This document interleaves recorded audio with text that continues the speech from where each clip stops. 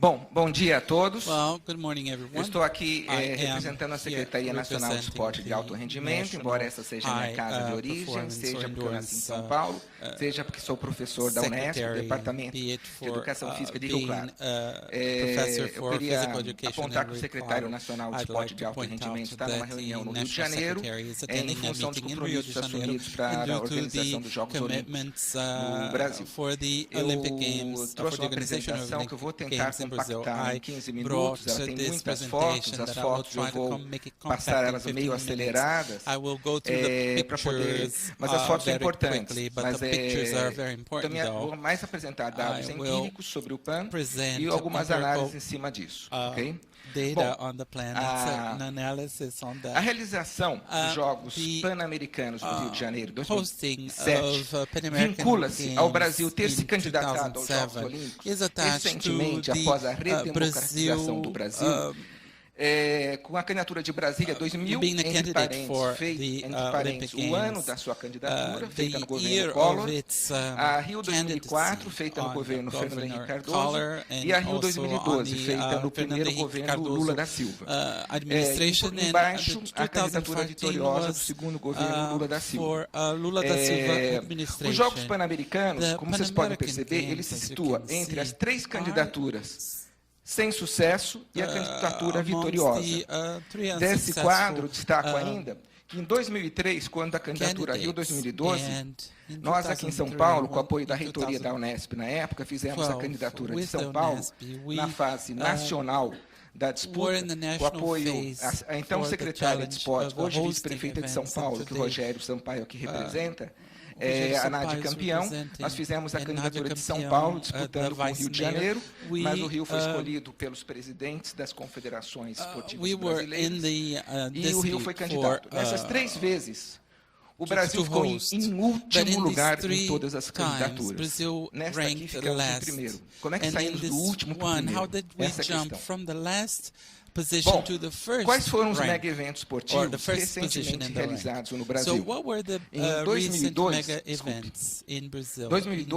realizamos os Jogos Sul-Americanos aqui em São Paulo. O Américo, que é meu professor que me substitui em Rio Claro, ele foi estagiário nessa época nos Jogos Sul-Americanos. 2006, os Jogos Internacionais de Polícia e Bombeiros também aqui em São Paulo. 2007, os Jogos Pan-Americanos e Pan-Americanos. 2008, os Jogos dos países de língua portuguesa. 2011, os Jogos Mundiais Militares. E agora temos a Copa das Confederações, a Ginasiad, a Copa do Mundo e os Jogos Olímpicos e Paralímpicos. O que é que mudou? Então vou falar um pouco sobre o PAN. O grande investimento do governo federal começou a partir de 2006. Ele teve esse tamanho, 34 esportes, divididos em 44 modalidades. O PAN tem mais esportes que os Jogos Olímpicos, tem esportes que são pan-americanos. Eu estou falando um pouco rápido para poder garantir o tempo. Eu estou dando trabalho para os tradutores. Yes, you're giving us some hard time for the translators here. E o Parapan, 10 modalidades. Aqui é o tiro com arco na área federal de Deodoro. E aqui é o voleibol sentado no Rio Centro, uma área municipal. O PAN teve 29 locais de competição, 20 treinamentos, 17 de apoio. E o Parapan, 6 de competição, 17 de apoio. Ele cobriu todo a área do município do Rio de Janeiro, Galeão, Santos Dumont e o município do Rio. Bom, um dado muito importante é que a realização dos Jogos Pan-Americanos ela foi feita em parceria de 4 entes executivos. O próprio comitê organizador dos Jogos Pan-Americanos, CORRIO, que foi criado a partir do Comitê Olímpico Brasileiro, uma entidade de direito privado sem fins lucrativos, a Secretaria dos Jogos Pan-Americanos do Ministério do Esporte, do Governo Federal, a Secretaria de Esporte e Turismo do Governo Estadual e a Secretaria Rio 2016, Rio, Secretaria de Esporte do Rio, da Prefeitura da cidade do Rio. O governo federal criou uma secretaria específica para fazer os Jogos Pan-Americanos. A secretaria que começou a cuidar dos Jogos Pan-Americanos foi inicialmente a Secretaria Nacional de Esporte de Alto Rendimento, quando o André Arantes, que está sentado ali atrás, era o secretário nacional de esporte de alto rendimento. O governo federal avaliou que havia necessidade de um órgão específico e foi criada uma secretaria específica, a CEPAM, da qual eu, a Claudete, trabalhamos vinculados a ela. Claudete and I work. Bom, Foram construídos 3 novos complexos esportivos e modernizadas 3 instalações. Aqui é o Parque Maria Lenk, aqui é a área de pismo na Escola de Equitação do Exército, aqui é o Engenhão. Esse aqui é o Centro Nacional de Tiro. Quem conhece o Rio de Janeiro, aqui está vindo Brasil, aqui é a área de tiro precisão, aqui é a área de tiro prato, as pedanas. Fica ao lado da Brasil, aqui sentido São Paulo, aqui sentido Rio. Essa aqui é uma área de treinamento do Exército. Essa instalação, ela hoje é muito utilizada pelo Exército, e quem foi para Pequim disse que tinha um nível superior ao Centro Nacional de Tiro de Pequim, pelo investimento que nós fizemos. Aqui é a área de cross-country, do concurso completo de equitação, o CCE, do hipismo. Aqui é a arena de hóquei sobre a grama. Os 2 primeiros campos. No Brasil não tinha nem Confederação Brasileira de Hóquei sobre a Grama antes dos Jogos Pan-Americanos. E eles foram preparados na área militar de Deodoro. Aqui, para vocês verem o tamanho, 2 ônibus executivos. O campo é sintético, é um carpete enorme. Aqui a arena é construída pela Prefeitura do Rio, é uma casa de shows hoje. Aqui você vê o basquete, a ginástica artística, a arena hoje é HSBC, aqui é o Maria Lenk. Vocês terem uma ideia do tamanho, toda essa parte aqui abre. E esses caminhões aqui não são de brinquedo. Parecem brinquedinhos.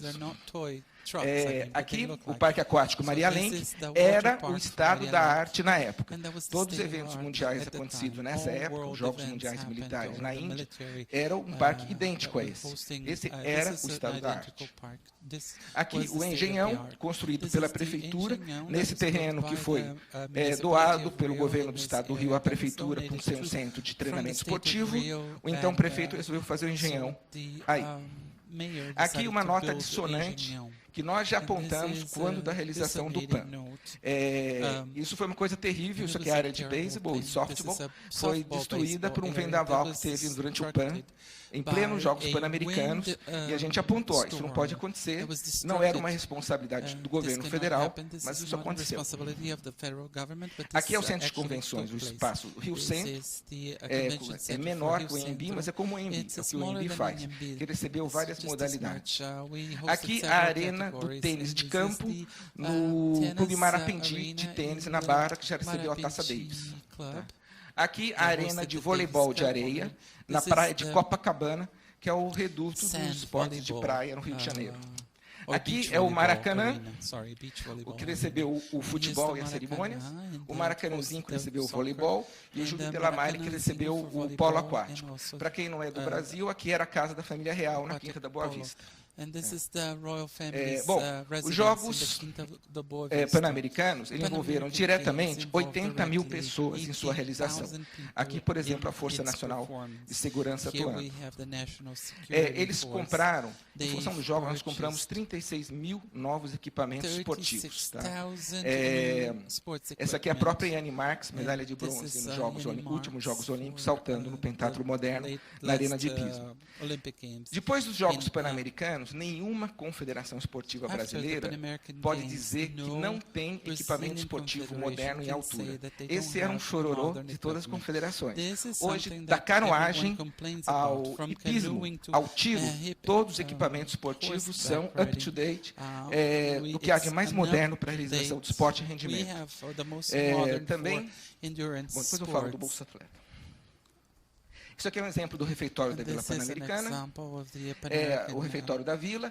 Quem foi para os Jogos Olímpicos de Atenas disse que a nossa Vila Pan-Americana tinha uma qualidade superior aos dos Jogos Olímpicos de Atenas.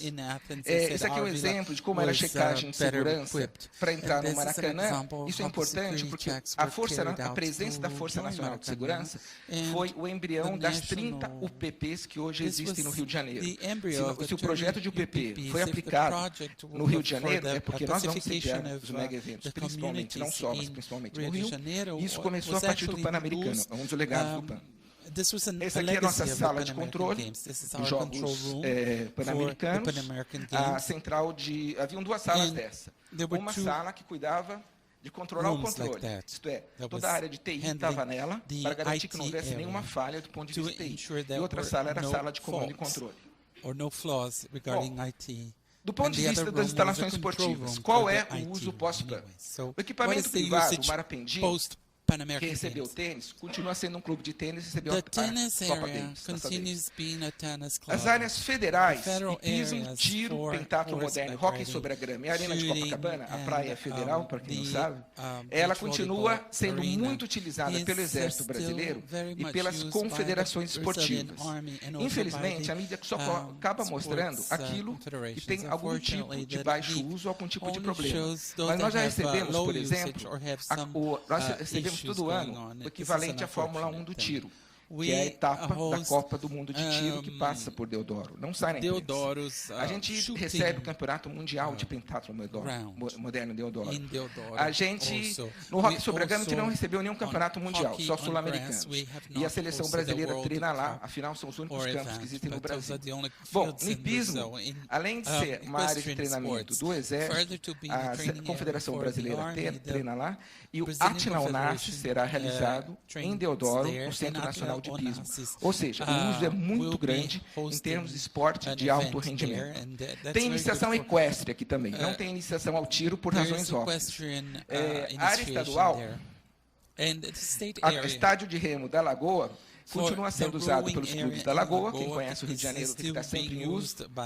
O Júlio Delamare foi usado para o polo aquático, continuou sendo utilizado para natação após o PAN, e o Maracanã para o futebol. Essas instalações foram de responsabilidade municipal. A Arena da Barra, que recebeu basquete e ginástica, foi depois de uma concessão HSBC. O Rio Centro continuou como um centro de convenções, com uma concessão à empresa LG.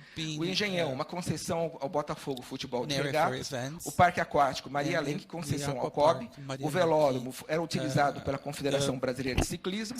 E o campo do Mies é um equipamento comunitário. Eu acho que nas perguntas depois eu vou acabar discutindo outros aspectos. Mas eu queria apontar que esses foram os usos e essas eram os diferentes responsáveis pela destinação dos equipamentos.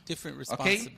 Como legado esportivo ainda, caminhando para o final, nós temos a modernização do Laboratório de Controle de Dopagem, Instituto de Química da Universidade Federal do Rio de Janeiro, que, por estar no Rio de Janeiro, é a universidade mais beneficiada com os Jogos Olímpicos. Todo o Instituto de Química está sendo reformado em função da necessidade de controle de dopagem. A criação da Agência Brasileira de Controle de Dopagem, vinculada ao Ministério do Esporte, como legado de segurança, a aquisição de quase 1.500 novos veículos, 24 aeronaves, quase 11 mil armas, 18 mil rádios, e como consequência, a pacificação de comunidades e a criação de 30 UPPs. Como legado de telecomunicações, foram instaladas 500 quilômetros de fibras óticas no Rio de Janeiro, em função de toda essa necessidade de comunicação para os jogos. Legado de transporte, não existia integração metrô-ônibus até a Barra. Aquele ônibus executivo que a gente pega na metrô Siqueira Campos, para ir até a Barra, por incrível que pareça, não tinha antes dos Jogos Pan-Americanos. Pegava o ônibus comum, não havia integração. Legado habitacional, 1.440 novas unidades na Vila Pan-Americana. Legado de conhecimentos.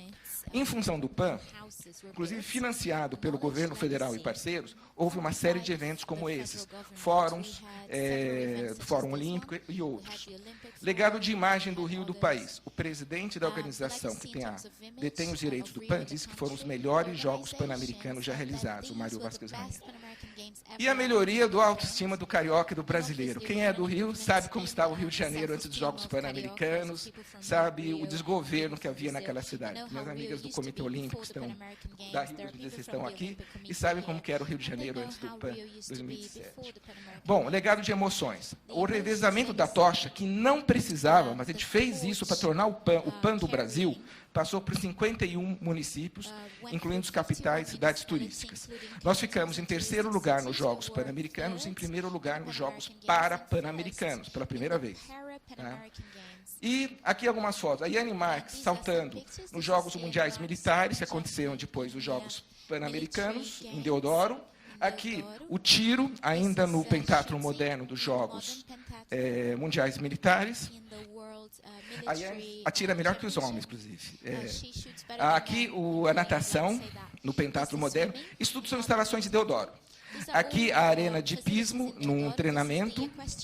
Aqui, também, saltos após os Jogos Pan-Americanos. Aqui, o Doda e o pai, no dia que a gente foi acertar a realização do Arte Não Nasces no Centro de Pismo. Então, eu queria concluir aqui, eu tenho mais slides, mas que eu usarei em função das perguntas.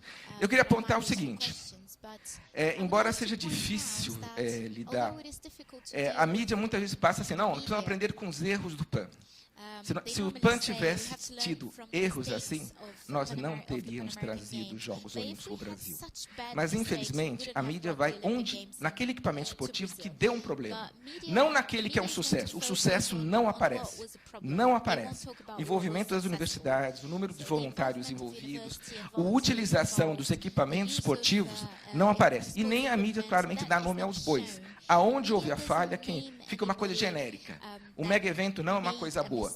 O PAN não vai sair. Os estádios não vai estar prontos. A Copa não vai sair. Os Jogos Olímpicos não vão sair.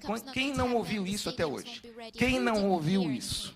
E nós fizemos o PAN, vamos fazer a Copa, vamos fazer os Jogos Olímpicos. Muito obrigado.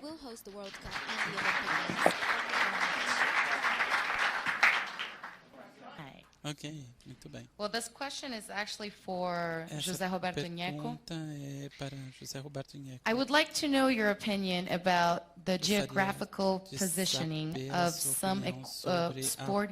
Posição geográfica. Perdão, vamos lá, novamente. I'm sorry. Gostaria de saber a sua opinião sobre o posicionamento geográfico de alguns equipamentos esportivos, como o Maria Lenk e o HSBC Arena, já que o local da construção claramente diminuiu o potencial de legado deles, devido à distância deles dos principais locais da cidade. Esses equipamentos reduziram a possibilidade de uso por parte da população pela dificuldade de acesso. Primeira pergunta.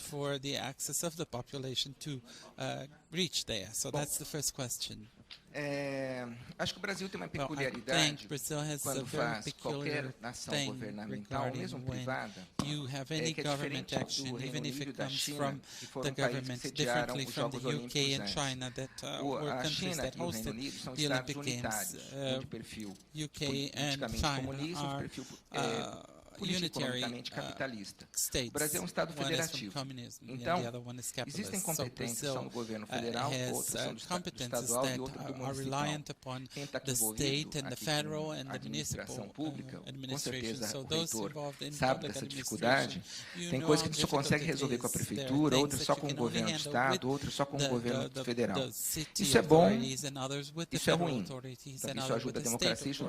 Os equipamentos, eles foram escolhidos pelo Comitê Olímpico Brasileiro e a Prefeitura do Rio há quase 10 anos atrás, depois da candidatura fracassada de Rio 2004, onde os equipamentos estavam todos localizados na Universidade Federal do Rio de Janeiro. Ok, um minuto. Na Federal do Rio de Janeiro. O fato que foram escolhidos na gestão do prefeito César Maia, e as gestões seguintes, com os compromissos assumidos junto ao Comitê Olímpico Internacional, junto aos parceiros estadual, federal, municipal e privado, não é tão simples assim rediscutir a localização deles. O entendimento, acho que tem pessoas mais preparadas para responder essa pergunta, porque participam do Comitê Olímpico Brasileiro, o entendimento do Comitê Olímpico que é positivo o legado na Barra, o entendimento da Prefeitura também que é positivo você investir com esses equipamentos na Barra.